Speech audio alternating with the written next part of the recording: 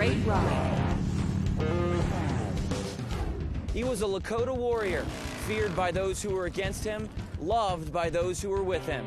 He was quoted that he would not die in battle, and once he was gone, he would return as stone.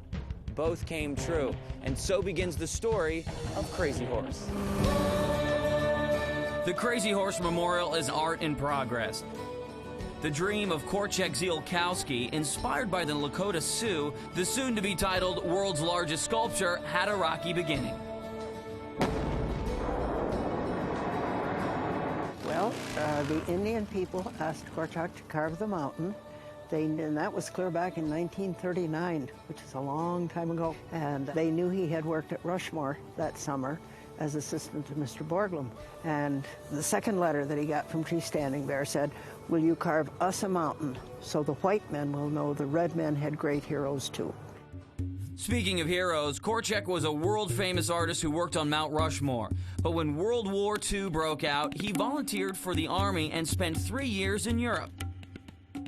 After the war, he made his way back to the Black Hills to meet once again with the Lakota chiefs.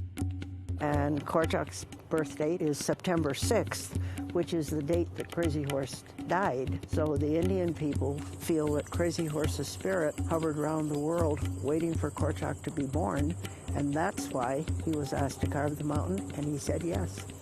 Now they had to find a mountain. After tireless trips to various summits, Korczak finally chose this location. We were married in 1950, and it's been just an amazing life to see the mountain develop into what it is.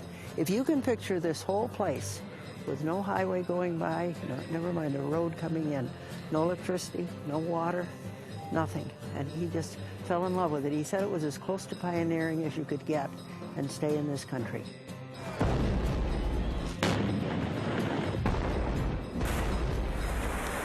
Korczak started with just a jackhammer and a crowbar, one man against a mountain. To put this in perspective, over 400 men and women worked on the crew at Mount Rushmore. Korczak started alone, with the help of his wife Ruth. Then, as each of their 11 children grew, they joined him. But what's even more amazing, the size. Mount Rushmore is 60 feet tall. The Statue of Liberty is 151 feet tall. The Washington Monument is 555 feet tall. And when complete, Crazy Horse will rise over 681 feet. And it's all being done without government funding. That's right, the entire sculpture is being paid for by donations. Korczak was an individualist, and he didn't think that you had to stand around and wait for the government to finance everything.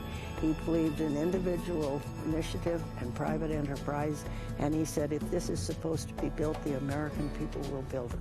And he stuck to that. Those are two rules that he lived by. Korczak continued to work until his death in 1982. He is buried inside a tomb at the base of the monument to watch over his wife and children as they continue his dream. The progress of the sculpture can be measured in tons and in decades. It took Korczak 5 years of working alone to remove the rock in front of Crazy Horse's face. Next, he leveled the 200-foot area above the arm. The 10-story tunnel under the arm took 6 years. More than a decade was spent removing the area around the horse's head. After Korczak's death, his family removed another 100 tons of rock.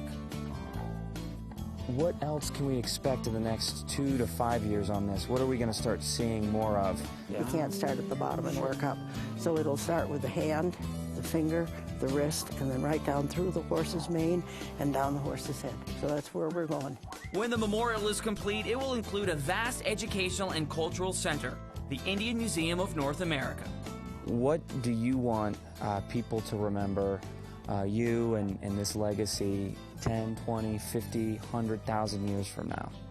100,000 years, I hope the mountain is still here. That would be a wonderful goal. It is our goal, and it would be wonderful to have it come true.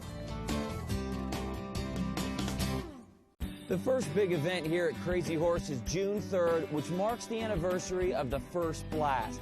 If you're in the neighborhood, you gotta stop by. If you're looking for more info, check out crazyhorsememorial.org. Me, I'm all about the big blast. I love it when things get blown up.